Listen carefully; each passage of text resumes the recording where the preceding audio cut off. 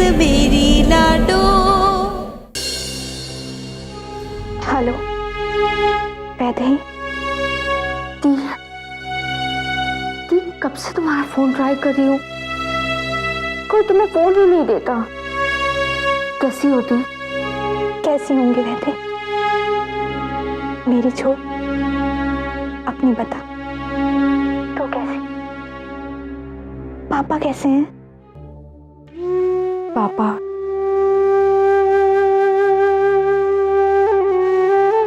पापा ठीक नहीं है दी, कुछ कहते ही नहीं, लेकिन मैं जानती हूँ अंदर ही अंदर टूट गए हैं वो। तुम्हारे ऊपर इतने इल्जाम, इतनी मुश्किलें, चुपचाप रोते हुए देखा है मैंने उन्हें। एक बार तो माँ की तस्वीर से भी कह रहे थे कि आज उन्हें माँ के जाने का जितना गम है उतना पहले कभी नहीं हुआ।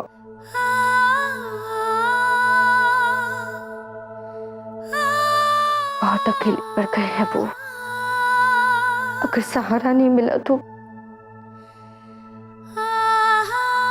तबीयत भी खराब हो जाएगी उनकी। वैदेही, मेरी पापा से बात करवा।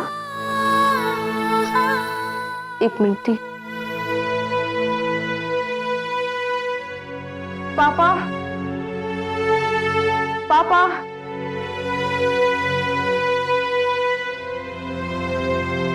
पापा, दी का फोन। हेलो सिया, बेटा बेटा कैसी है तू? ठीक हूँ पापा, बिल्कुल ठीक हूँ मैं।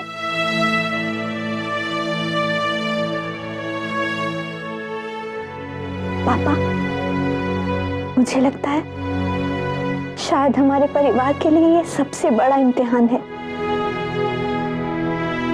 तो हम इसमें हार कैसे सकते हैं?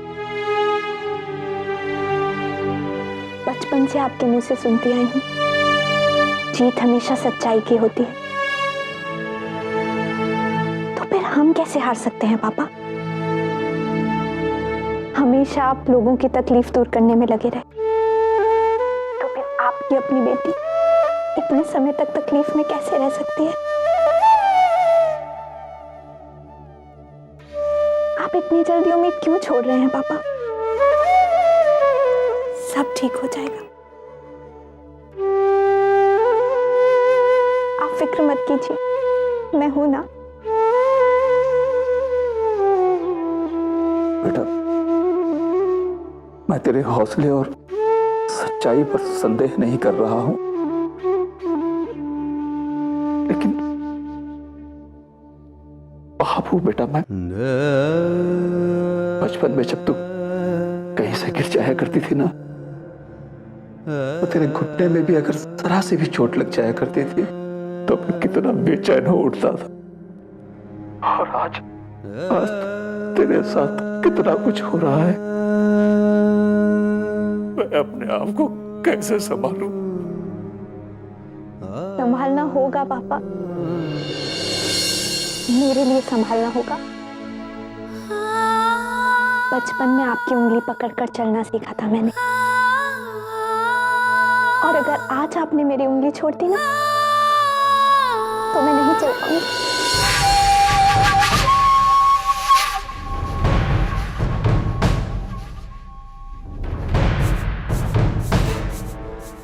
नहीं संभाल पाऊंगी खुद को मैं। आप बस मेरा साथ दीजिए, फिर देखिएगा सब ठीक हो जाएगा। आप फिक्र मत कीजिए पापा, मैं सब संभाल लूंगी। बस राघव को आने दीजिए, फिर सब ठीक हो जाएगा। सब ठीक हो जाएगा, आप बस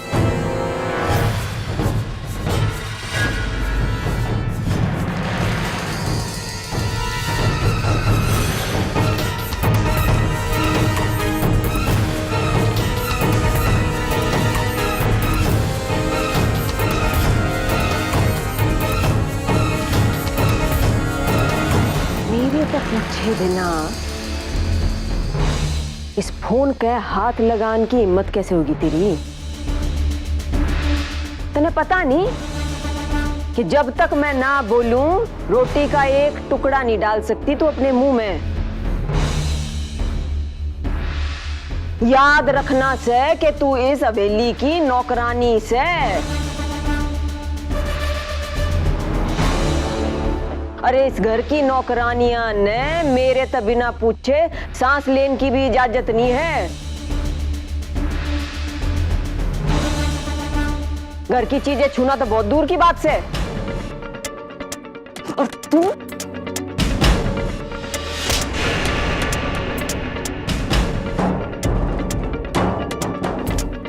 तेरी हिम्मत कैसे होगी ये फोन इस तक पहुंचाने की?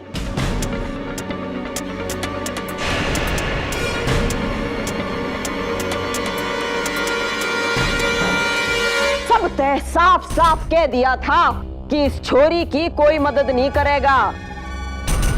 जितना इसके लिए यो याद रखना जरूरी है उतना ही तुम लोगों के लिए भी याद रखना जरूरी है कि ये इस हवेली की नौकरानी है, बस नौकरानी।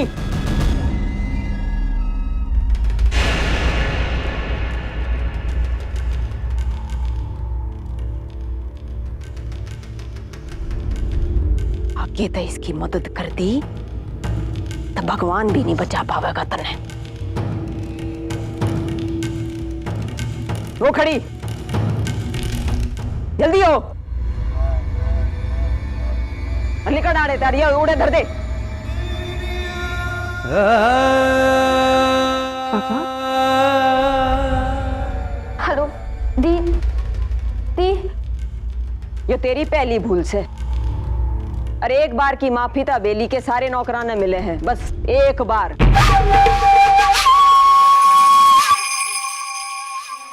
आज तय एक टांग तय दूसरी टांग पर खड़ी होगी तो मेरे तक पूछ कर खड़ी होगी ना, तो तन्ने भी वही सजा मिलेगी जो बाकी सबने मिले है।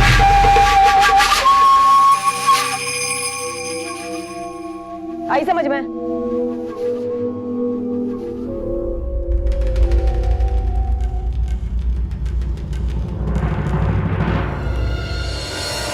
पापा, क्या कहा दीदी?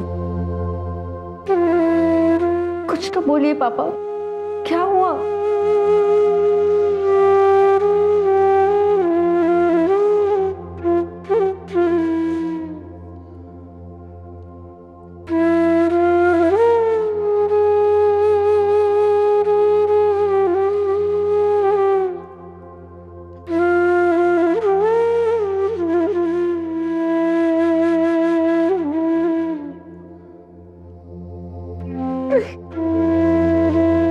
नहीं पापा, नहीं।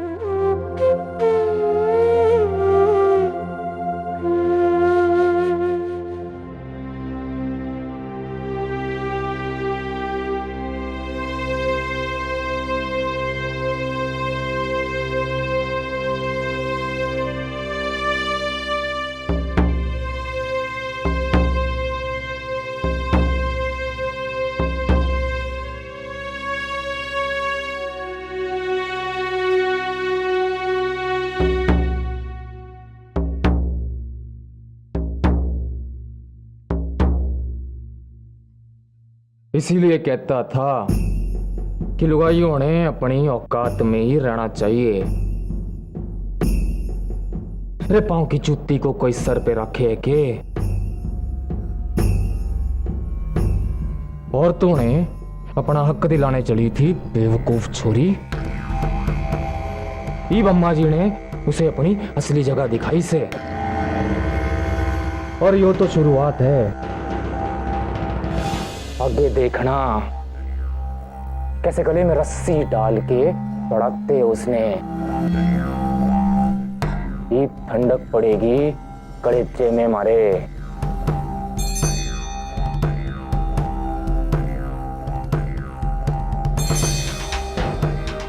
के घूर्री से हाँ नजर नीची राख, सुनाई ना दे रहा के तन्ने? नजर झुका। ये अपने खसम की आंखों में देखने की हिम्मत कहां से आ गई रे तुझमें अंजड़ी? समझ में ना आ रहा क्या तन्ने?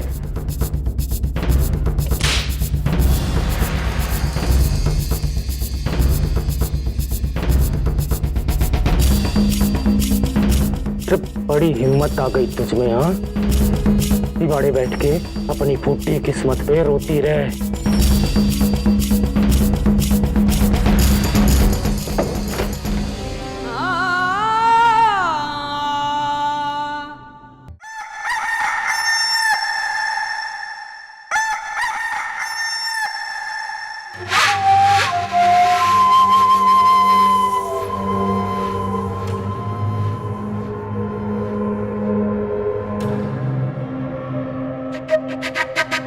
कहा इसने?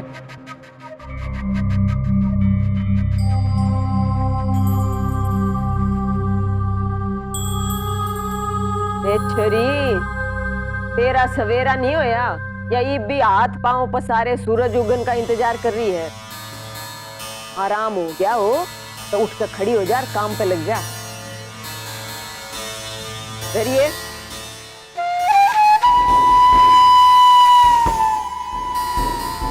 सबसे पहले तो ये कपड़े धो ले और भी बहुत सारे काम से।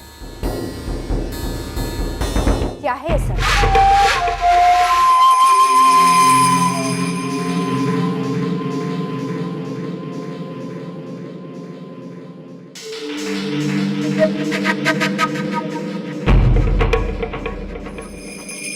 एक नौकर की सबसे पहली मर्यादा वो है अपने मालिक से बिना सवाल जवाब किए चुपचाप अपना काम निपटाना। आज हवेली के सारे काम तने करने हैं, वो भी अकेले। कपड़े, बर्तन, हवेली की सफाई, और यो जब सब हो जा तो रसोई में जुट जा। मन्ना टेम पर खाना नहीं मिला तो रोटी का टुकड़ा तेरे मुंह में भी नहीं जावे। कोई काम नहीं करूंगी।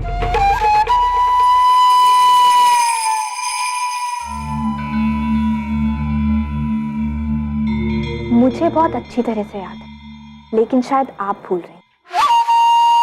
ये बात पंचायत में ही साफ हो गई कि जब तक राघव नहीं आते तब तक ये फैसला नहीं होगा कि मैं इस हवेली में नौकरानी बनकर रहती हूँ या बहू।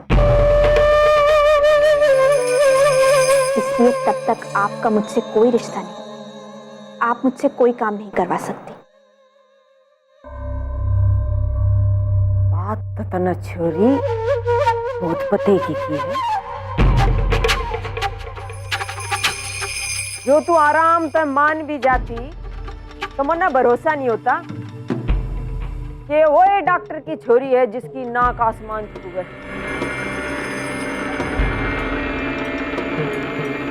तन्ना तय अपने नियम बता दिए, अब तू मेरी हवेली के नियम सुन ले। इस हवेली तय जिसका कोई रिश्ता नहीं, उसके मुंह में पानी की एक बूंद भी नहीं पड़ती। देखो जी, धर्मशाला तो है नहीं कि जान ना पिछान टकार मारते जाओ और जीते जाओ।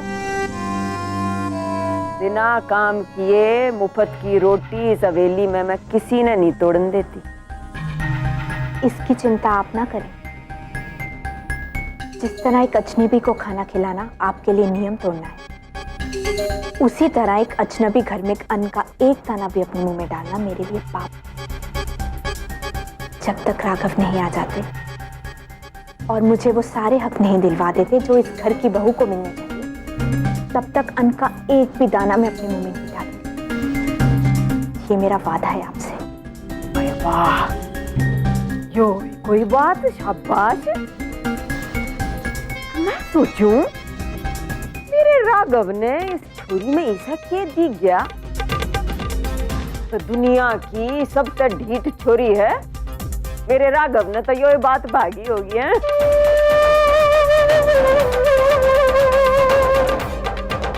देखो जीवताएं भूखी रहे है, जब पेट में ठन पड़े है तब बदन की अकड़ धरी की धरी रह जाए।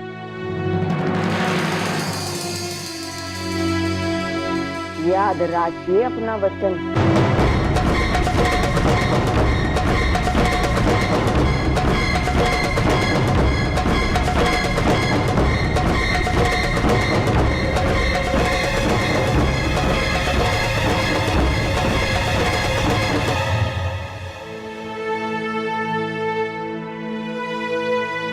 हाँ, वो तुम राघव। क्या तुम भी मेरी परीक्षा ले रहे हो?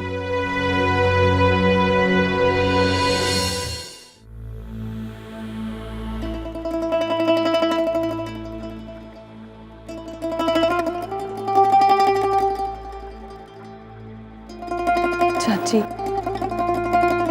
चाची 2 दिन हो गए और सिया ने कुछ ना खाया। हमें तो कुछ समझ में ना आ रहा है कि ये सब कब तक चलेगा।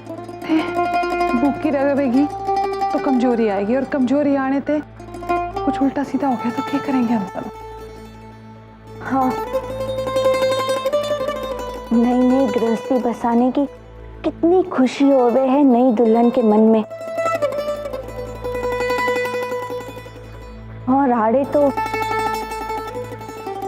हमारा दिल तो बहुत दुखे से सिया के खातिर।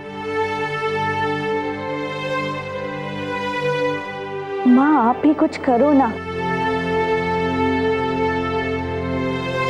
पहले ही इतने डर में जी रही से, ऊपर से खाएगी ना तो बेहाल हो जाएगी। हाँ चाची, ये तो बस कुछ भी करके हम सब ने सिया की मदद करनी पड़ेगी राघव के आने तक। मैं भी यही सोच रही थी संतोष कि कुछ ना कुछ तो करना ही पड़ेगा। जरूरत पड़ी तो जीजी का कोप भी झेल लूंगी मैं, लेकिन उसने इस तरह मरने के लिए ना छोड़ा जा सके है।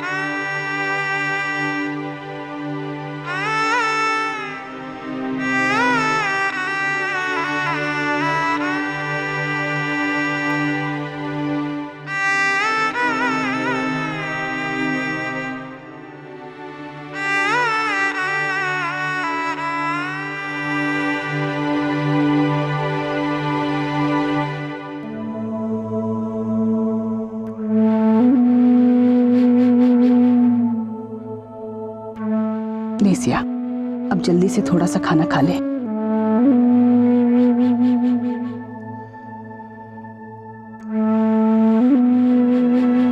देख सिया, तू खाना ना खाएगी तो डटी कैसे रहेगी राघव के आने तक। और अगर तने कुछ हो गया तो क्या जवाब दूंगी मैं राघव को। वो कहने से ना मानेगा कि चाची मेरे पीछे आपने मेरी लुगाई का ख्याल ना रखा। चल जल्दी से खाना खा ले। नहीं चाची, आपको शायद मैं कभी मना नहीं कर पाती, लेकिन इस हवेली में मेरा जो अपमान हुआ है ना, उसके बाद मैं कैसे कुछ खा सकती हूँ। मेरे अधिकार मुझसे छीने गए हैं। जब तक पूरे सम्मान के साथ मेरे अधिकार मुझे नहीं लौटाए जाते, मैं कुछ नहीं खाऊंगी।